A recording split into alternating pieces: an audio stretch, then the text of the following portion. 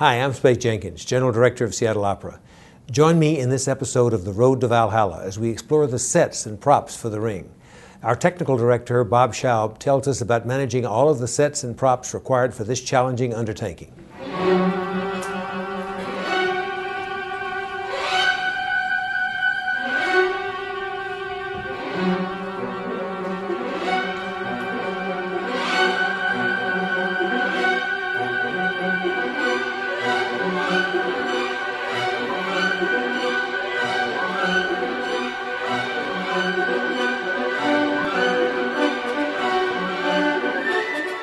Hi, I'm Robert Schaub. I'm the Technical Director with Seattle Opera, and welcome to Backstage at Vahalla.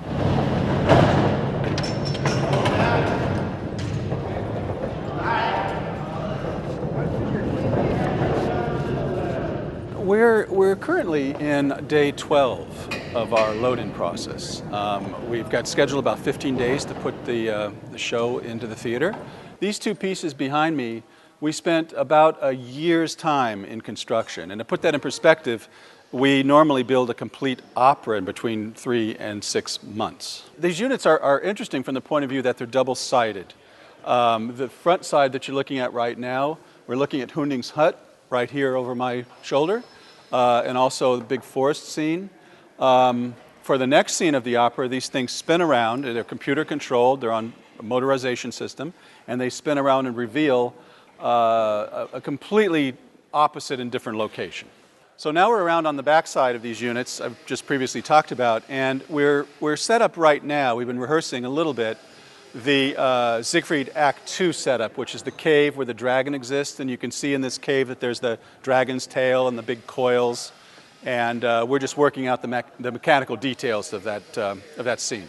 What we've been talking about is what we call the rotating units. They weigh about 18,000 pounds apiece. And believe it or not, the first time we did this production in the old opera house, we used to fly these into storage during an act break. This is the path that the horse will take, coming right up this path.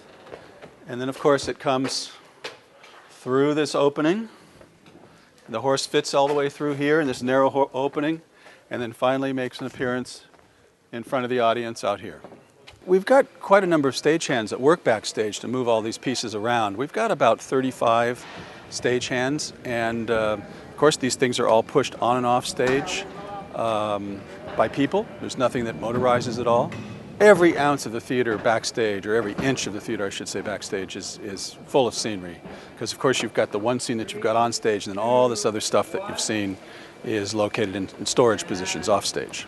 To put the scale of scenery in perspective, it's sometimes interesting to look at it from the point of view of transportation.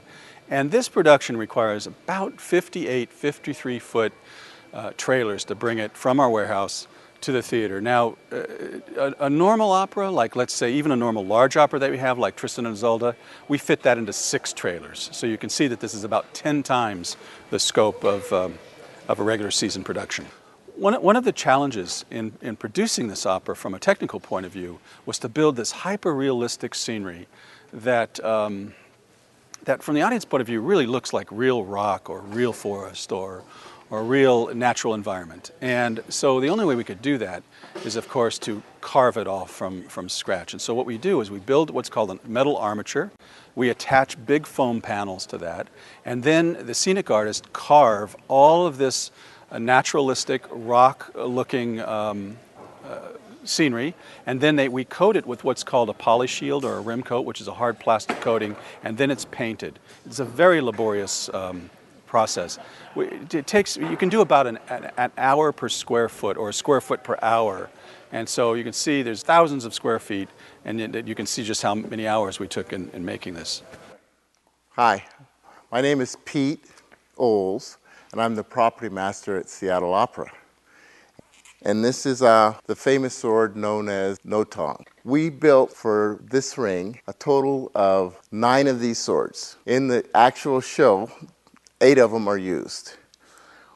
On cue, Siegfried pulls the magic lever and the sword breaks. So I know you've probably seen the Tarnhelm. Here, let me demo it as best I can. You put it on, and then you can do all kinds of things. One of the key things that happens is when you put this on, you can turn into a frog. You can notice it's got the magic ring on its finger. We also wanted to have some gold ingots, so we took a big piece of styrofoam, and styrofoam's so light that everybody was having trouble with it. They were thinking they were playing with little toys, so we added weight to these. And this is the one where Hagen kills Gunther. 1, 2, lock, there, turn, put your shoulder, right, there we go.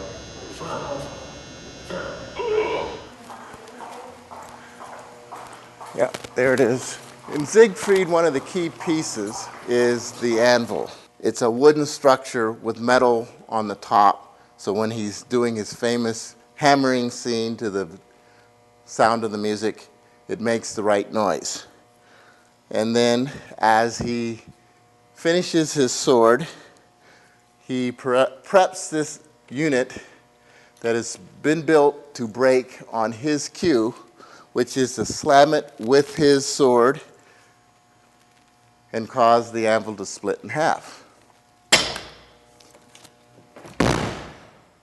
It has a lever here that is operated by pushing down, but what we have found in the past is the singers have a tendency in hammering to hit the wrong place and break the stump too soon. So one of the preps is a latch here, and you can see the secret sign that says final hammer latch, so that they don't forget to release this before they try to split the anvil and the stump.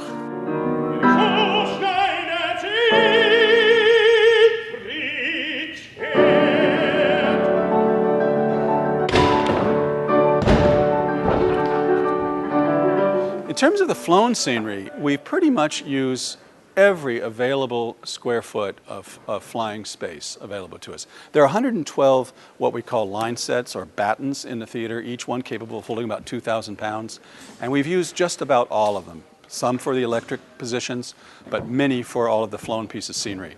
It takes we were in here for about the first 3 or 4 days just hanging the flying scenery before we put any of the other scenic elements in the theater.